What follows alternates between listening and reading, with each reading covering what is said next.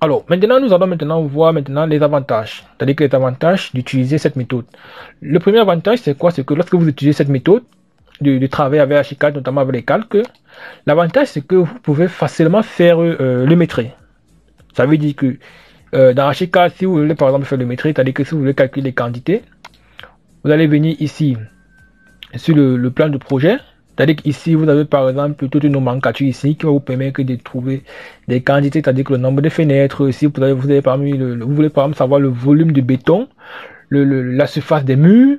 C'est-à-dire que vous pouvez décider d'avoir les matériaux par calque. Vous voyez un peu. Ça, c'est pour déjà pour faire un devis ou encore une maîtrise dans ArchicaD. Vous voyez un peu. Donc, c'est un peu ça. Donc, vous pouvez ici décider d'avoir par exemple les composants de votre projet.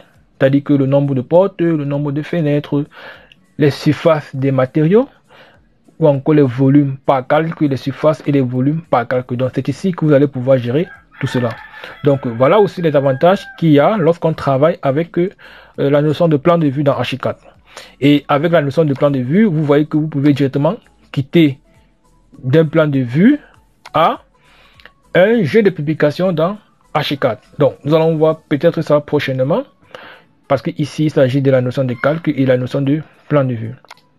Alors, voilà un peu pour une personne qui travaille avec la notion de plan de vue dans ArchicaD.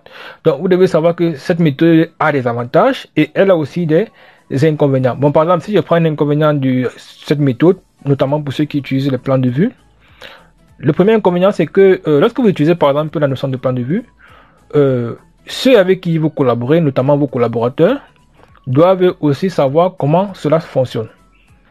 Je prends un exemple simple. Imaginez par exemple que vous prenez ce projet, vous enregistrez un fichier peut-être ArchicaD, vous remettez ce fichier ArchicaD à l'un de vos collaborateurs et que lui ne connaît pas comment est-ce qu'on utilise les calques dans ArchicaD. Alors là, il sera un peu perdu. Il sera perdu parce qu'il ne va pas se retrouver. Il ne va pas savoir comment est-ce qu'on fait pour avoir peut-être le plan d'électricité. Si par exemple vous masquez par exemple les poteaux, là il sera carrément perdu. Donc voilà un peu les inconvénients. Alors, lorsque vous utilisez la notion de plan de vue, vous devez vous rassurer que vos collaborateurs également se retrouvent. C'est pour ça que dans des entreprises ou encore dans des cabinets d'architecture ou d'ingénierie, lorsqu'on a des stagiaires ou alors lorsqu'on a un nouveau arrivant, la première chose c'est qu'on va d'abord essayer de le former pour que ça rime au rythme de l'entreprise. Vous voyez un peu? Parce que sinon, il y aura un peu de problèmes parce que sinon les gens ne vont pas se retrouver. Si vous envoyez par exemple ce type de fichier à l'un de vos collaborateurs et qui ne connaît pas comment fonctionne la notion de plan de vue dans ArchicaD, là ça sera un peu compliqué. Vous voyez un peu. Moi j'ai des collaborateurs, des collaborateurs à qui j'ai travaillé avec la notion de plan de vue dans ArchicaD avec les combinaisons de calques. Lorsque j'ai envoyé mon fichier ArchicaD, ils étaient complètement perdus, ils ne se sont pas retrouvés.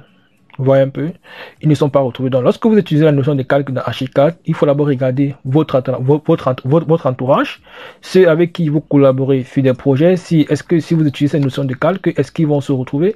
Et c'est en fonction de ça maintenant que vous pourrez peut-être définir la méthode avec laquelle vous allez travailler. Bon, il y a des cabinets où c'est déjà assez développé, où lorsqu'on a un projet, on va directement avec cette méthode. Bon, comme je vous ai dit, cette méthode, elle a beaucoup d'avantages. L'avantage, c'est qu'avec cette méthode, vous avez un maîtrise tranquille. C'est-à-dire un maîtrise où c'est facile de faire le maîtrise avec cette méthode. Vous pourrez facilement avoir des quantités.